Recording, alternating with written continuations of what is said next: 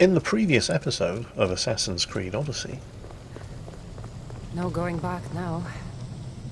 I have to trust her.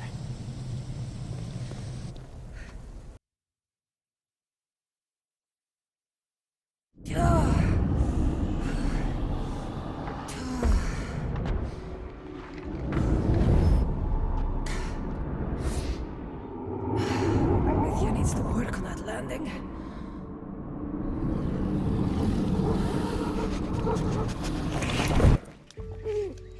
Gah.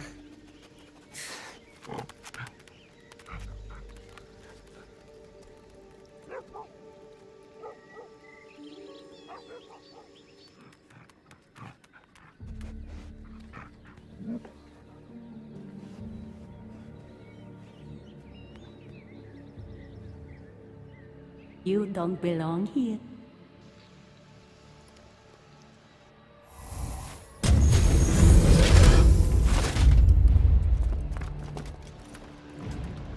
Oh, shit.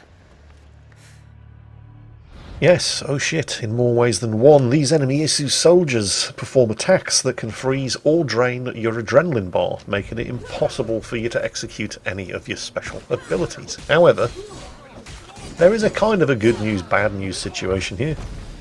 Because it's been so long since I played Assassin's Creed Odyssey, I can't actually remember how to execute any of my special attacks. Anyway, so, yeah, not actually that bad. Although later on, once I've figured out how you're supposed to be fighting, these guys might, I don't know, are they just kind of going easy on me because this is the first time we run into them? It's entirely possible, but they may present some slightly more significant problems later. And in case you're wondering, yes, we are in the fields of Elysium. This is the Greek afterlife, or part of it. These are the Elysian fields. We know that because the Isu who sicked all of these bastards on us was Persephone, and she was the queen of Elysium. But Elysium was only one part of the Greek underworld. There was also Tartarus, where the Titans were cast down after their defeat at the hands of Zeus. There were the rivers of the underworld, the entrance of the underworld, the Asphodel meadows, the morning fields, the Isles of the Blessed. But for now, judging by the presence of Persephone herself, we are well and truly in the fields of Elysium.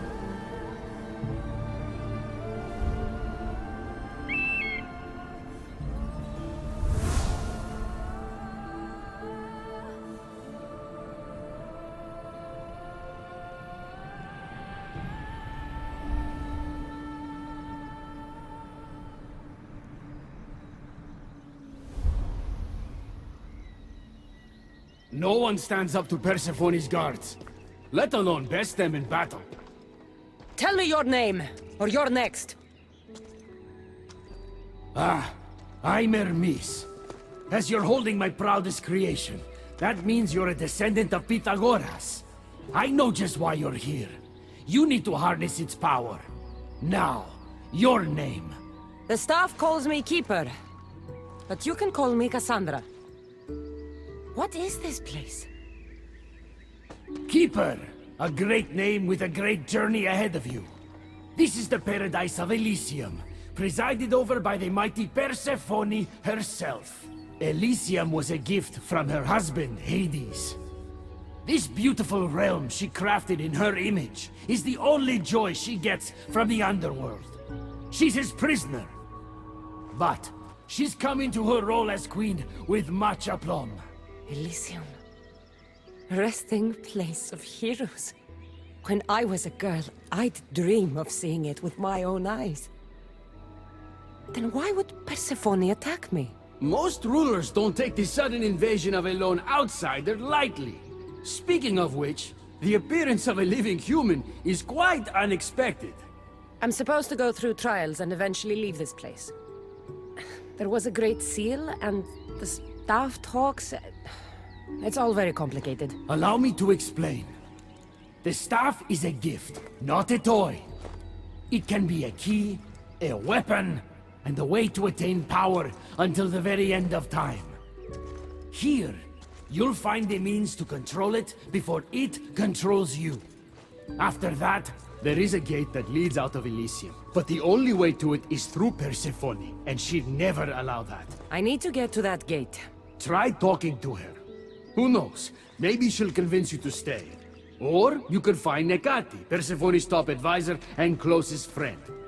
Or you could prove yourself. Prove myself how? Persephone sent guards because she's concerned. There are reports of lawlessness in Deathcallion's heritage south of here.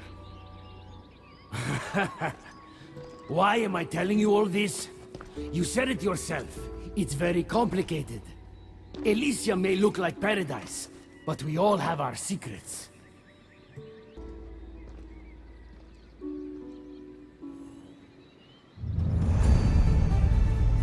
There's one thing we really need to get out of the way right at the start. There's a certain thing about the Fields of Elysium DLC that just doesn't make any sense whatsoever.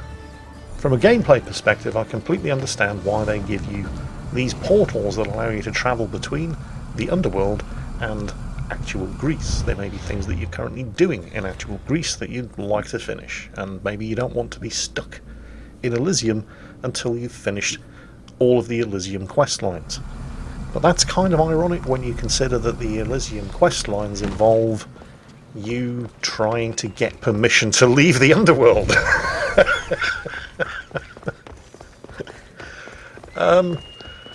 Just use the portal, Cassandra. It really isn't hard. There's no real need for you to make such a drama about things. So that kind of ruins the whole purpose of you being here. So that's a thing. And there's no real way we can, gloss over it and pretend that it isn't a thing, because it's very clearly undermining the whole point of this DLC. But I can understand why they felt that they would have to actually give you some way of getting back to actual Greece, while busy following a storyline that involves you trying to find a way to get back to actual Greece. It's actually quite comical, but it is what it is. Anyway, never mind that. Look at this. Welcome to Nazjatar in World of Warcraft. Oh, sorry, no, wait, we're in the Fields of Elysium, aren't we? In the Assassin's Creed DLC that bears merely a passing resemblance to the realm of Nazjatar in World of Warcraft. Yes, we probably shouldn't go down that avenue of thought any more than is absolutely necessary. So, what's the story with Elysium and Persephone then? Good question, glad you asked. As usual, whenever dealing with the Greek gods, this involves the kind of plot that would be right at home on a South American daytime television soap opera. Hades, the god of the underworld, was a bit lonely and decided he wanted a wife. He quite liked the look of Persephone, who was the daughter of Zeus and Zeus's sister Tabita. And if you think marrying your sister and having children with them sounds a bit unusual, you clearly know nothing about Zeus. Rather than simply taking Persephone out to dinner and asking her nicely, Hades decided that the appropriate thing to do would be to go to Zeus, her father, and ask his permission to kidnap and rape her. Naturally, Zeus said, yeah, alright. One day, when Persephone was out gathering flowers, she spotted a narcissus flower that had been planted by Gaia, who was technically her grandmother. Yes, her grandmother was also in on the deal. And when she stopped to pick the flower up, the earth opened up, Hades appeared in a golden chariot, had his wicked way with her, then slung her over his shoulder and dragged her off to the underworld. When Demeter found out that Zeus had given Hades permission to rape and kidnap her daughter, she was understandably more than a little upset. In fact, she was so enraged that she actually stopped growing harvests for the earth. This may seem a little extreme, but if you stop to think about it, so far she's the only person in this entire sorry tale who's acting even remotely rationally. Zeus, not exactly overjoyed at the prospect of all the humans in the world slowly starving to death. I mean, who would there be to tell him how great he was if that was to happen? But of course, not having the balls to do it himself, sent Hermes to the underworld, whom we've just met, to return Persephone to her mother. Of course, things were never going to be that simple, and Persephone, while she was in the underworld, had eaten the grand total of 6 pomegranate seeds. This tied her to the underworld forever, which meant that she could only leave when the world was blooming, which is a fancy way of saying that every winter she had to return to the underworld. Opinion is divided on the subject of whether or not we are getting the cart before the horse in this particular part of the arrangement. Were the seasons happening naturally anyway, and Persephone was just required to go back to the underworld in winter when nothing was growing, or was nothing growing because Persephone was in the underworld at that time of year? Scholars continue to disagree on that very subject to this day. As far as the actual Fields of Elysium themselves, however, this is where Ubisoft and classical Greek scholars definitely have severe differences of opinion. According to Ubisoft, the Fields of Elysium were created and ruled by Persephone in her role as the queen of the underworld and the wife of Hades. And while she was compelled to stay in the underworld for one season of every year, she stayed in Elysium, so that she didn't have to look at the face of that bastard rapist Hades. It's safe to say they had a complicated relationship. However, while they continued to have differences of opinion about who exactly was in charge of the Fields of Elysium, classical Greek scholars are all united in the opinion that it absolutely was not Persephone. Some say it was Cronus, the Titan who ate all of his own children so that they couldn't grow up and overthrow him, but missed one of them, who went by the name of Zeus, who, predictably enough, grew up to overthrow him, cut his balls off, and then cast him down to be imprisoned in Tartarus. Other sources, most notably Homer, the writer of the Odyssey and the Iliad, the chronicles of the Trojan War, and Ulysses' return home to Greece, credit Rhadamanthus with being the ruler of the Elysian fields. Rhadamanthus was actually a king of Crete, although in some sources he was also credited as being one of the judges of the underworld. The one thing that everybody agrees on, however, or at least everybody who was in Ubisoft, is that when it comes to the question of who was the ruler of the Fields of Elysium, Persephone had fuck all to do with it. Hermes, how many times do I have to tell you? I'm not going to... You know I want out of Elysium. If you help me escape, I promise you'll never see me again. As happy as that would make me, Persephone wants you to stay. How long until you realize you're just one of her pets? Watch yourself, human. Careful, or Persephone will have you neutered. Oh, I forgot. She did that ages ago.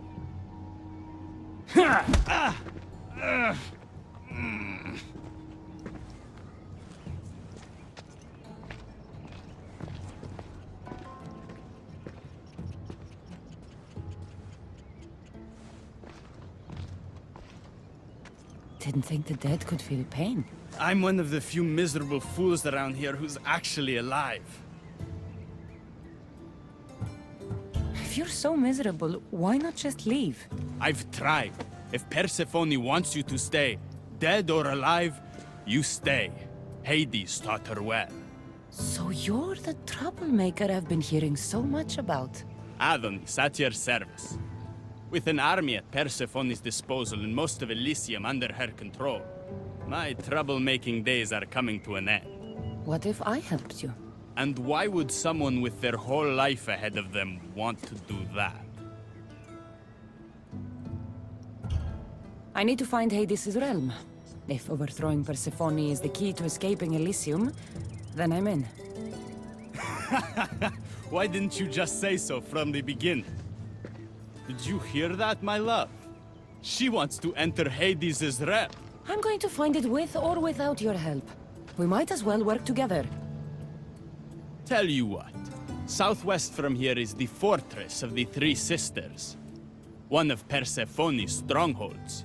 If you kill her overseer, destroy her torches of Hypnos, and steal Persephone's resources, all while avoiding the attention of her Colossi, then maybe I'll trust you.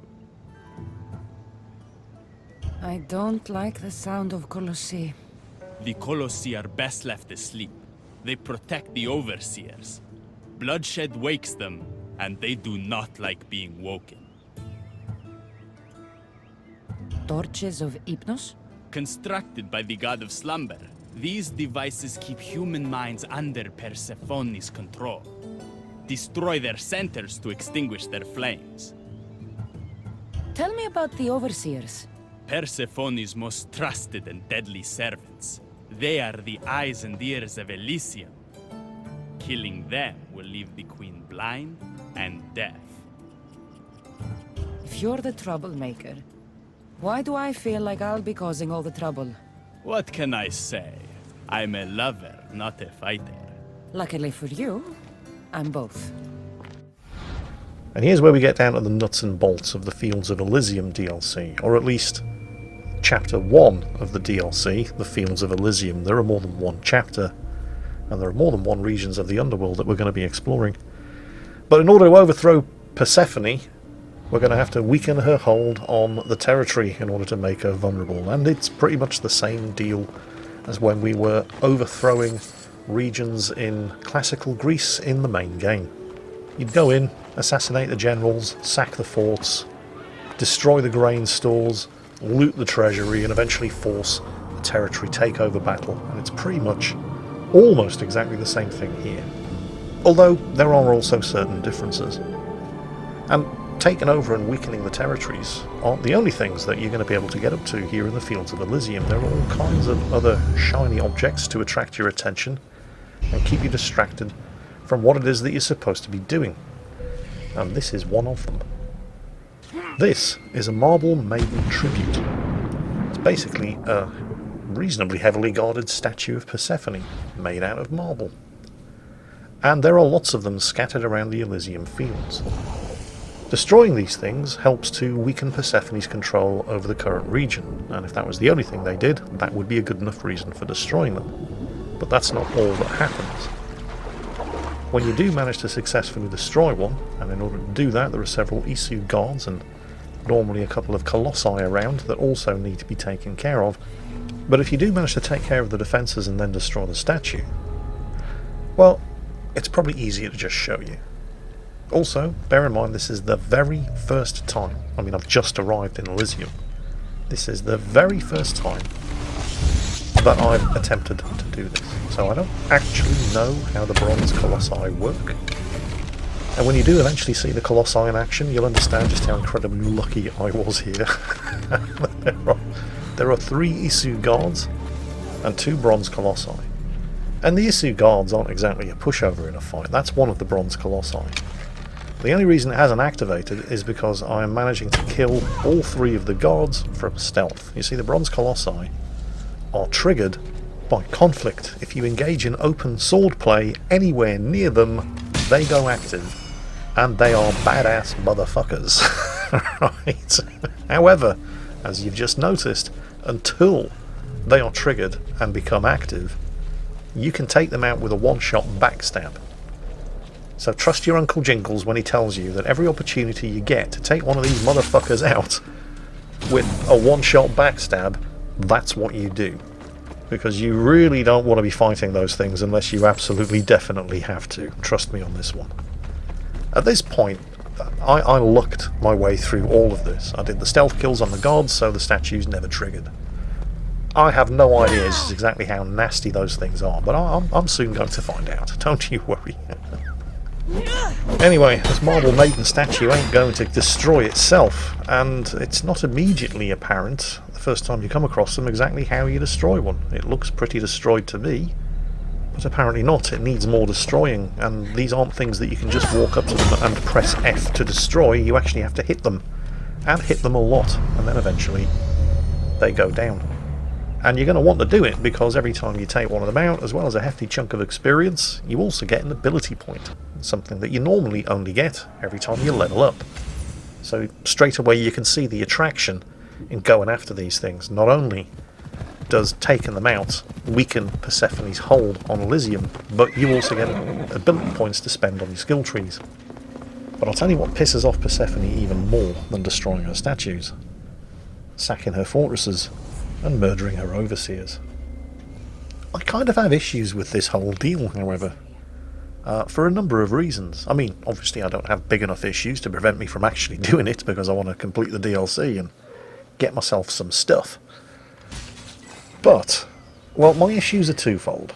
First, I don't mind killing the colossi. I mean, they're constructs. They're not actually alive. Although this one still is. That kind of... Top tip, Jingles. Always go for the critical assassinate, not just the regular quick stab assassinate. Because those things, as we've already mentioned, are badass motherfuckers. But I don't have a problem killing them. It's the regular Isu gods and the overseers, because they're actually Greek heroes who have died and gone to the fields of Elysium to live out the afterlife in paradise. But Persephone has kind of imposed her will upon them. She's controlling them. So they're not doing this because they want to. They're doing it because Persephone is mind controlling them. So every time I sneak up on one of these Isu gods and give them a damn good stabbing in the kidneys, I could be skewering Achilles, or Ulysses, or Paris, or, you know, you get the idea. That doesn't really sit well with me. And the other reason that I have issues with this entire plan is that it's Adonis's plan. I'm doing this because Adonis has said this is what needs to be done. And the thing about Adonis, the thing that you have to understand about Adonis, he's a bit of a wanker. There are any number of Greek heroes that I could be turning to for tactical, strategic, military advice in how to overthrow Persephone. This is where they all went after they died, after all. But instead I'm taking orders from Adonis. So what exactly is it that qualifies Adonis to be the Lord General of the Underworld? Well, let's take a look at his story. Aphrodite cursed his mother to fall in love with her own father. She crept into her father's bed in total darkness for 9 nights and got jiggy with it until on the 10th night he discovered her identity and, naturally shocked and disgusted, chased her away with a sword. After being pursued by her vengeful father for the sin of crawling into bed with him for 9 nights in a row and making the beast with 2 backs, Adonis's mother Myrrha is kind of at her wit's end and appeals to the gods for help. The gods, taking all things into consideration, what's that? You had sex with your own father? Sounds perfectly reasonable to us. I mean, you should see what the kind of shit that we get up to. Take pity on her and turn her into a myrrh tree. Well, you know, obviously. While in the shape of a tree, she gives birth to Adonis, who is found while an infant by Aphrodite. Aphrodite takes the baby Adonis and gives him to Persephone to be raised in the underworld. So, just so we're all on the same page here, this is what Aphrodite has done so far. For reasons known best only to herself, she cursed Adonis's mother to fall in lust with her own father. Then, after the poor woman has been chased across Arabia for 9 months and turned into a tree, she kidnaps her baby, and then, presumably because she thinks it would be funny, she sends the baby off to the afterworld to be raised by the Queen of the Dead. So far so good, except after a couple of years, Adonis grew up into a remarkably good-looking young man, so good-looking in fact, that Aphrodite and Persephone started to fight over him. So now they're both paedophiles as well, and they fought so much that Zeus eventually stepped in, decreeing that Adonis would spend 1/3 of the year in the underworld with Persephone, 1/3 of the year with Aphrodite, and the final third of the year with whoever he chose. So even after appealing to the referees, Adonis is still getting a bit of a bum deal. He still has to spend a minimum of 1/3 of the year, for every year of his life, in the underworld. And none of this is his fault. It's all Aphrodite's fault. So when he has to pick somebody to spend the final third of each year of his life with, naturally he chooses Aphrodite. You know, I'm beginning to think that he may not be capable of making the kind of rational, informed decisions that you need of somebody responsible for the grand strategy of the rebellion here in the fields of Elysium. Call me a bluff old traditionalist, but I can't help but feel that in a land populated almost exclusively by all of the greatest heroes of Greek legend, we could have picked somebody to be in charge whose qualifications were slightly better than just being kind of nice to look at. Doesn't really make a huge amount of sense until you remember one small point. Cassandra is a woman. And Adonis was nothing if not famous for having a mighty fine pair of thighs on him. I'm not saying Cassandra is easily swayed by that sort of thing, but you all saw how she looked at Brasidas. Right. Anyway, it's time to get all stabby on one of the overseers.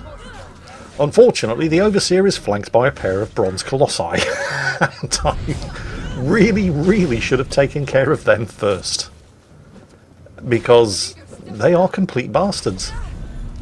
And this is the first time I've actually properly fought them. I mean, previously I just backstabbed them into oblivion while they were inactive. And the one that I did have a brief scrap with, I backstabbed mostly into oblivion, and it only took a couple of shots to take care of it. But these things are fully active, and they do all kinds of nasty stuff, like teleporting away from you just as you're about to finish them off, and then lasering you from the other side of the area. And there's two of them. Luckily, the critical backstab attack from stealth took out like 80% of the Overseer's health bar. But I can't help but feel that it might have been a better tactic to take out at least one of these things from stealth, and then take my chances with the other two, rather than having to fight all three at the same time.